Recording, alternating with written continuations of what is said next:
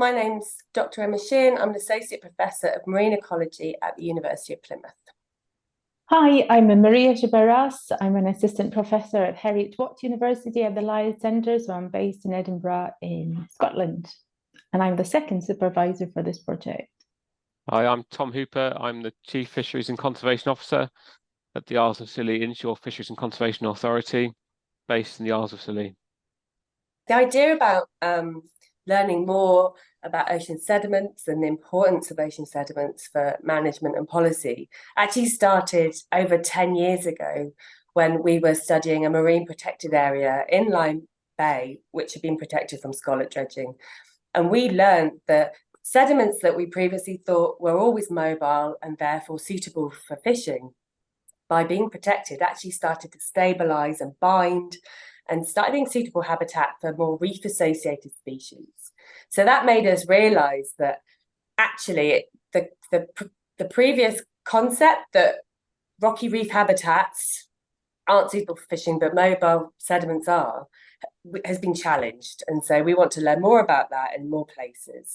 So for the Isles of Scilly, we have it's a series of islands and islets, which then rapidly drop off to mixed and coarse sediment at about 70 to 80 meters, interspersed with bits of reef. And Emma's work with us in 2019 showed that the models were often wrong, and actually there was this really interesting deep sea reefs. But we know that there are areas of this mixed and coarse as when we introduce a bylaw, we're trying to balance out the use of the marine environment as a fishery, but also the protection of these habitats.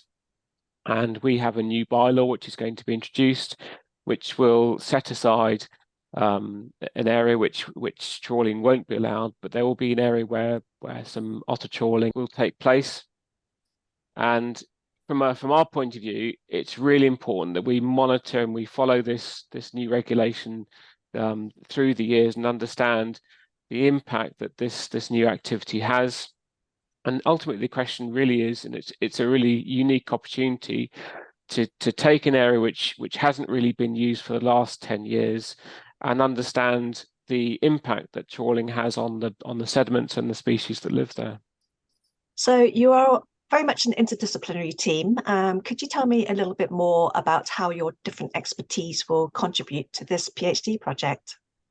So my expertise for this project will really be about the different methodologies to study these deep habitats. And this could be using anything from benthic towed video cameras or baited video cameras or ROVs, and also the analysis of large multivariate data sets. In terms of my expertise, I'm a benthic ecologist, and I've been interested a lot in the impacts of bottom fishing gear on the seabed. So the way they interact and impact the fauna, but also the biogeochemistry and the carbon cycling of that has been really an interested part of my research, looking at the recovery of communities. And then, so that would be one of the things that I could contribute well to this project, looking at the impact and monitoring of that. But I'm also interested in doing evidence synthesis. So I do systematic reviews and literature reviewing with meta-analyses. So that is a skill that I could, if the student would like to learn that, I'll be happy to provide some advice and training for that. From my point of view, it's really around the focus on the the field work and some of the practical aspects of supporting the work of getting the gear in and out and the using the boat platforms, but also it's the link to policy and to new law that we have in place, such as the Fisheries Act and the Marine and Coastal Access Act, and any research like this has to feed in through our committee, who need to understand whether the regulations they have in place are sufficient, whether they're balanced, and this research is going to be critical to help us understand that. So I guess, part of this work involves data analysis of existing data sets. So someone that is happy with doing some number crunching would definitely be something that would be viewed very well. But it also involves, working with the industry, working with fishermen themselves, doing some questionnaires, social interviews. So we really also want a people person, someone that enjoys working with the local fishermen and stakeholders that at the end of the day would benefit from this kind of project. Some previous experience of working on fishing boats or a research boat would really be valuable as well. And of course, one of the main things, we need a team player.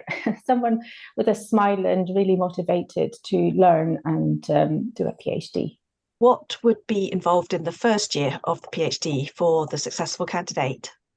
The first year of the project will be all about visiting the different sites, getting to know the stakeholders, hopefully getting going with getting some field work also under their belt and learning new techniques.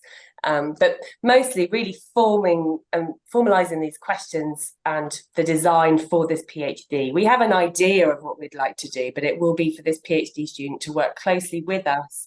And we have an amazing team as well as the people here. We also have oceanographers, socioeconomic scientists, experts in fisheries. So together we'll really synthesize these questions and make sure that this PhD is really well structured and is achievable in the 3 years and 8 months that the candidate has.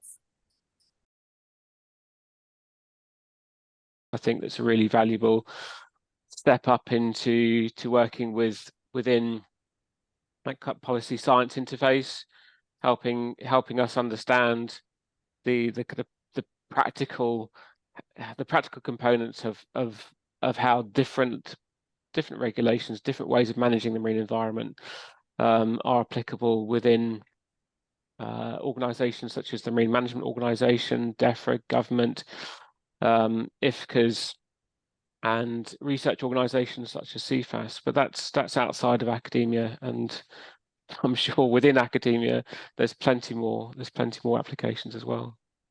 Within academia, we really, really need more interdisciplinary scientists. There's so much more opportunity and a need for people who can understand different disciplines and bring them together in a transdisciplinary nature. So so whether the PhD candidate wants to go on and work for the government or regulatory bodies or academia, I think this PhD will really set them up well for the future. If the candidates have any more questions, they can definitely email me and I'll get back to them as soon as I can.